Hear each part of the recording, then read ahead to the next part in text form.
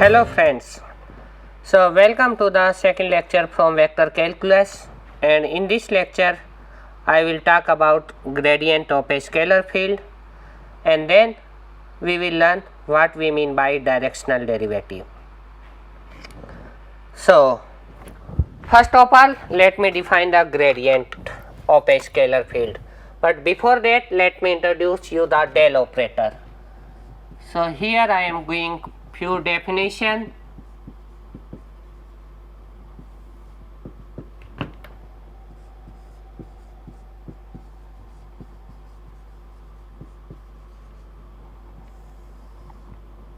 So the del operator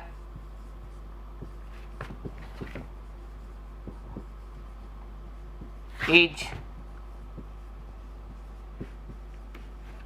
denoted by this symbol, that is nebula, and it is a vector and defined as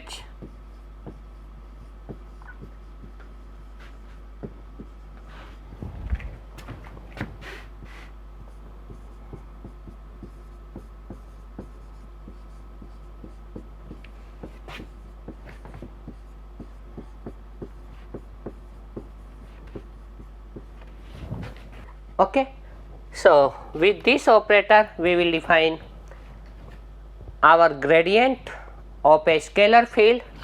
So my next definition is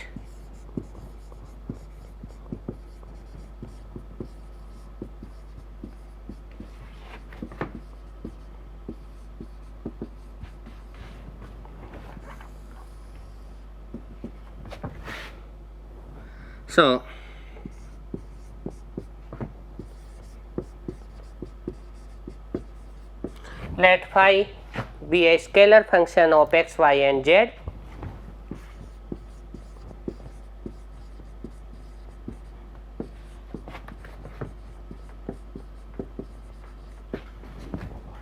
Then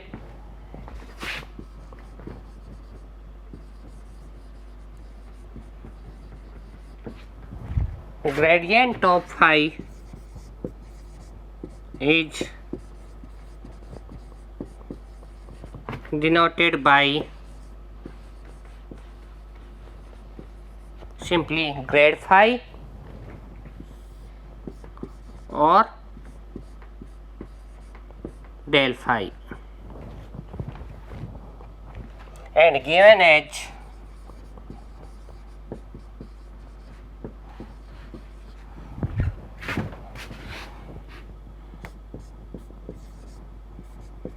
so please note that phi is a scalar function, but when I am operating it with del operator, it will become del phi over del x, that is the partial derivative of pi with respect to x, I plus del phi over del y into j plus del phi over del z into means the component in the direction of k. So phi is a scalar function, but gradient of phi, that is also we say del phi, is a vector function. So gradient of a scalar function will be a vector function, and it is defined in this way. So now we will take an example, that is find the gradient of phi x y z equals to x square y z minus 2 y 3 z square. So here phi is a scalar function. Now we will find out the gradient of this. So gradient of phi is given by del x square y z minus 2 y cube z square upon del x in the direction of pi plus del again the function phi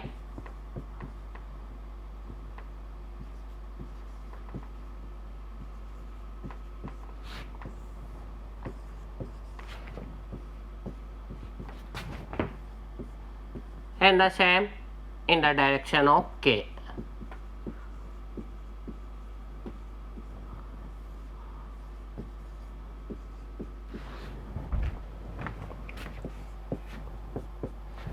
So it will become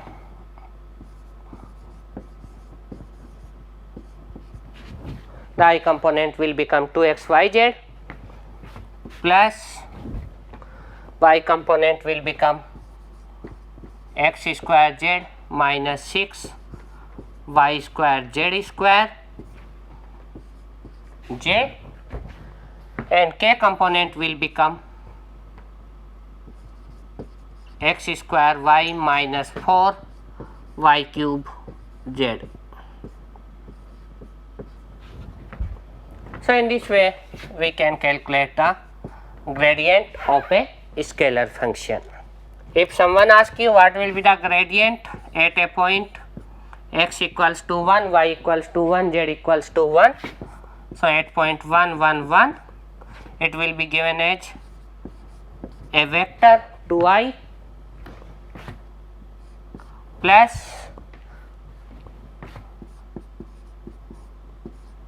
minus 5j minus 3k by this vector, constant vector.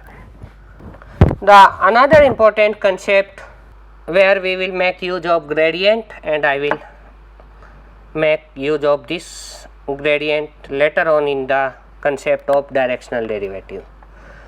So the directional derivative of a function f is the rate of change of f at any point p in any fixed direction given by a vector v.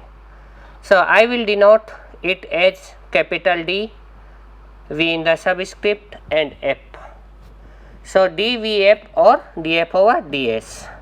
So this means the directional derivative of f at a point p in the direction of vector v. So this is called as the directional derivative. So directional derivative of a function in the direction of a given vector is the rate of change of that particular function in that direction.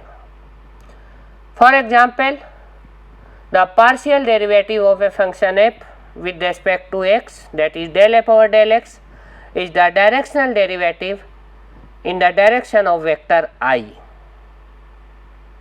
Del f over del y, the other partial derivative, is the directional derivative in the direction of j or along y axis. Del f over del z gives the rate of change in the direction of z axis, that is the directional derivative in the direction of vector k. However, we are having many other vectors, those are having all components non-zero, means all components means I, j and k. So hence we need to find out a process to find out the rate of change of the function in the directions of those vectors. Those are not limited in the direction of I, j or k only. Okay. So mathematically, if v be a vector having component v1 and v2 along I and j directions respectively, and it is a unit vector, we define the direction fv, that is the rate of change of f in the direction of v at a point ab by this limiting definition. So here mathematically we will define the directional derivative as, so definition,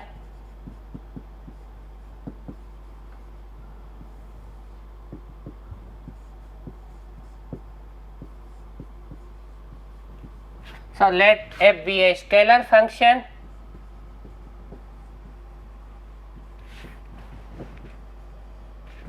of x y, let us say.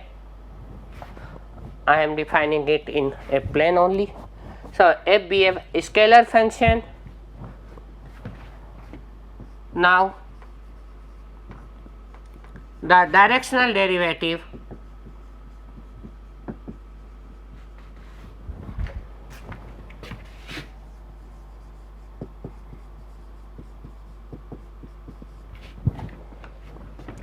of f at a point AB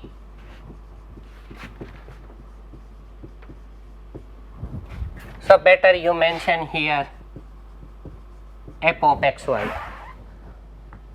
because we are talking about function of two variables. So at a point AB in the direction of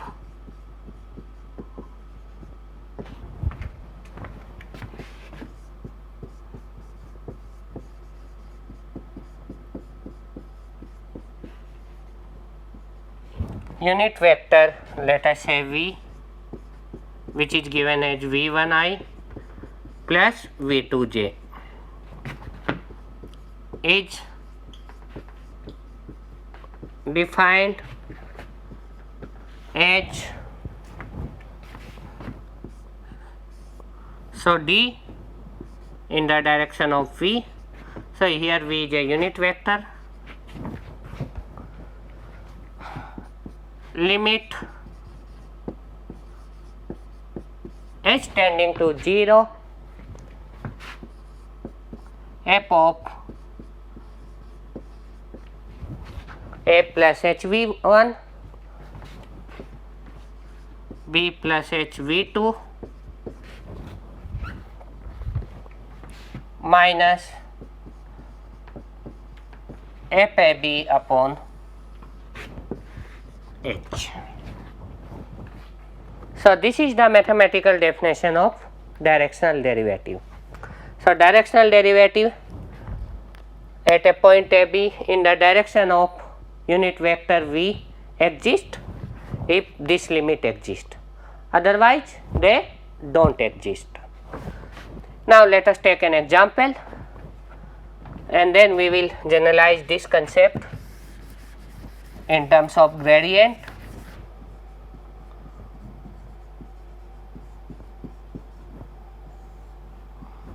So I will say example 1.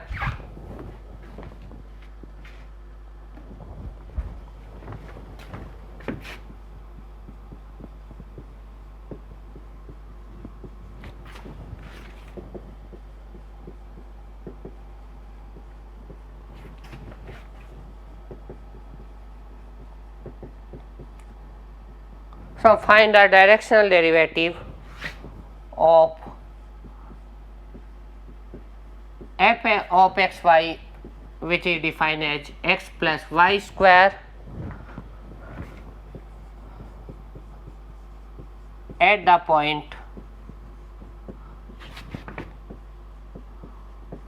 0 in the direction of vector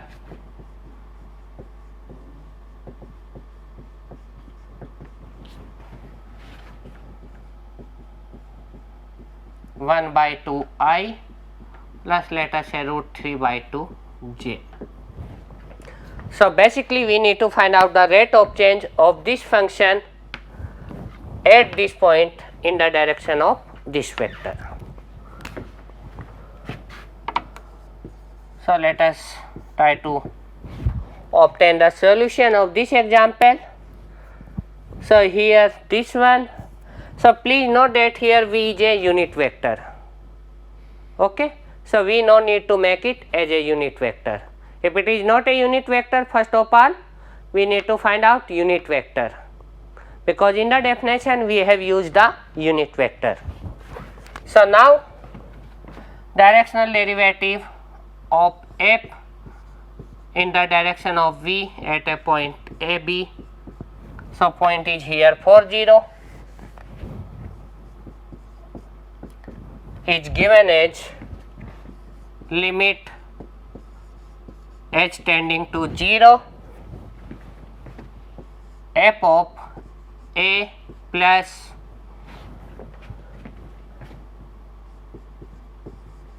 hv1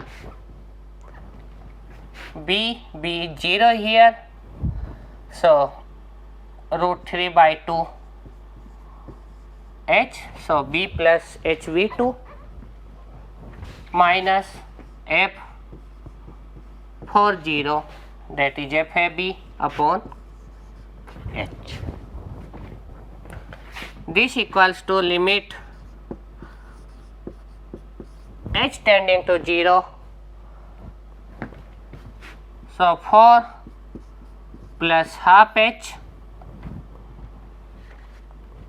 plus 3 by 4 h square x plus y square minus f of 4 0 will become 4 upon h.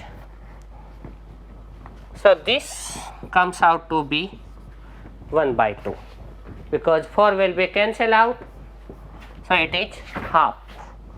So the directional derivative of this function at a point 4 0 in the direction of this vector v is 1 by 2. So let us define another example. So I will write example 2. So find the directional derivative of a function f of x y. So I will define this function explicitly. At the point, let us make it simple 0 0 in the direction of vector v, and let me take a general case v1i plus v2j, and function is defined as f of x y. It is x upon y when y not equals to 0, and it is 0 when y equals to 0. Now find the directional derivative. So here we will take two separate cases. So case 1, when v1 not equals to 0 and v2 not equals to 0. So we are not along x axis as well as y axis. Okay. In this case, what will happen? Directional derivative of f in the direction of v at 0 0 will be, or let us take more simple case first, v1 0 and v2 is also 0. v1 is 0 as well as v2 is 0. So in this case, limit h tending to 0, f of a is 0, so 0 plus 0 0 0 minus f 0 0 upon h, and this comes out to be 0. Now take case 2.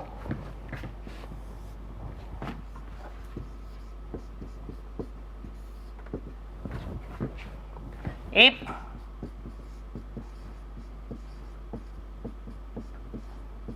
the product of v1 and v2, those are the components of the unit vector v along I and j direction, their product is not equals to 0. It means either v1 or v2 cannot be 0. If one of them is 0, product will be 0. If both of them are 0, product will be 0. So both are non-zero.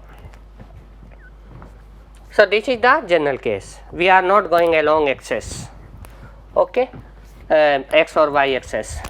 So in this case, the directional derivative is limit h tending to 0,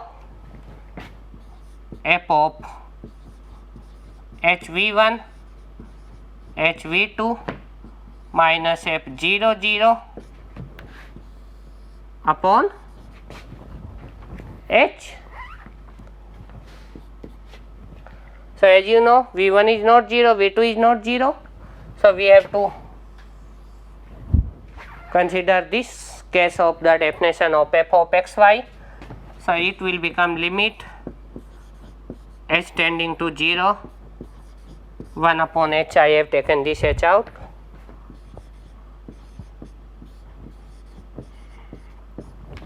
hv1 upon hv2.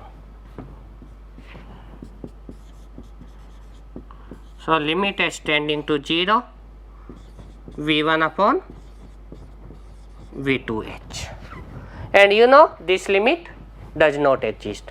Hence, the directional derivative of this function in the direction of a vector v1i plus v2j, where v1 and v2 both are non-zero component, does not exist. Okay. Now, I want to generalize the concept of directional derivative and I want to relate it with the gradient of a function.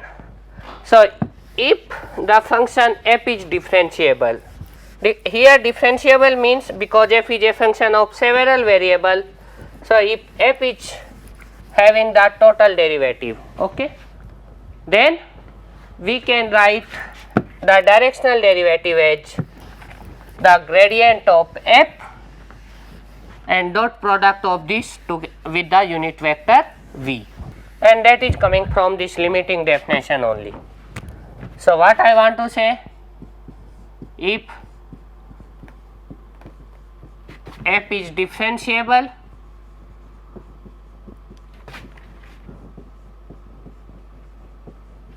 then directional derivative of f in the direction of a vector v is given by del f and dot product with unit vector v, and hence if it is differentiable, its directional derivative exists in each and every direction. So, for example, take the earlier example itself where f of xy was x plus y square. I have taken the points as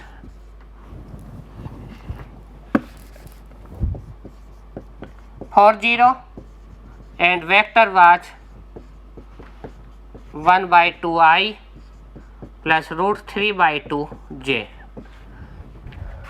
So, find the directional derivative of this function at this point in the direction of this vector. So, apply this definition. So, here df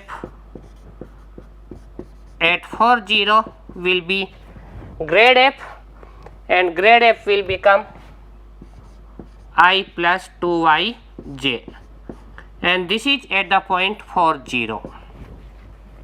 So, at the point for 0 it will become simply I only, okay, because y is 0. So, I dot with vector 1 by 2i plus root 3 by 2j, and this comes out to be 1 by 2. So, the same answer we obtained which we have got earlier using the limiting definition. So, another example you can take f of xy as x square upon y square, where xy belongs to in this interval. So, please note that in this rectangular domain I am not having 0, that is the y axis is not included here because there this function is not defined. Then what is the derivative of f at 1 1 along the direction I plus j? So, if the vector is I plus j, I need to make it unit vector. So, it will become I plus j upon square root 2, that is my v cap, and grade of f will become this vector. At this point 1 1, this will be 2i minus 2j. Now, the dot product of this, it comes out to be 0, and this implies that the function is constant in the direction of the vector I plus j. There is no change in the rate of change is 0. This is another example. So, find the value of directional derivative of this function making an angle 30 degree with the positive x axis at the point 0 1. So, again I will calculate del f is given by this one. At point 0 1, del f comes out to be minus j. Now, vector is given as, because it is making an angle 30 degree, with the x axis, so x component will be cos 30 degree and y component will be sin pi by 6. So, this comes out to be root 3 by 2 I plus 1 by 2 j, and hence directional derivative is minus 1 by 2. Now, one more important remark about directional derivative, means in which direction the function is having the maximum rate of change. So, let f be or f of x y z be a scalar function having continuous first order partial derivatives, then gradient of f exists and its length and direction are independent of the particular choice of Cartesian coordinate in the space.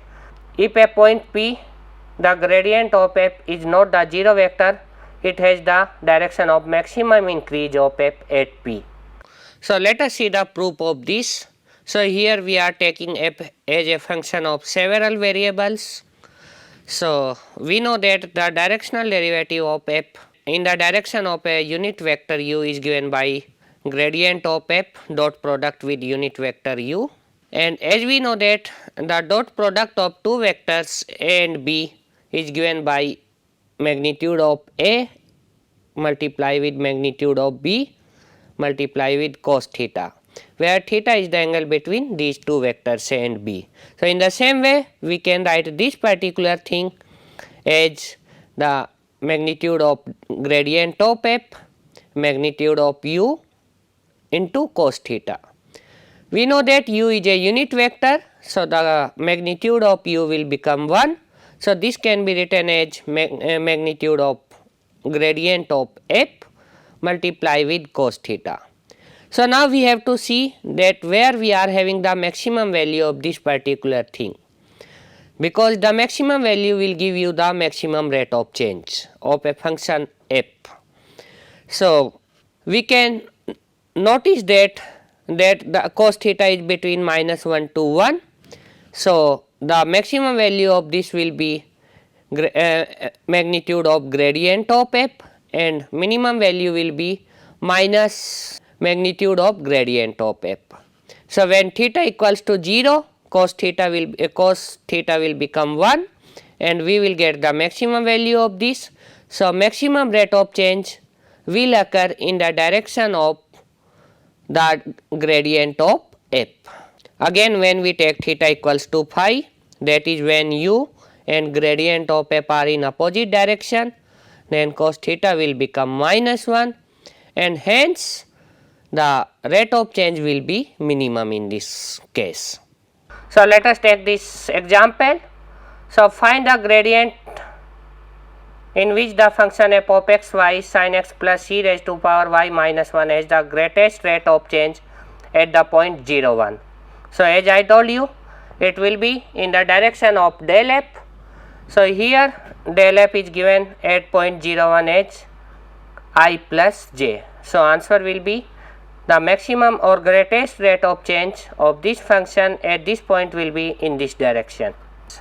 In the next lecture, we will see few more properties of gradient and some other applications of gradient. Thank you very much.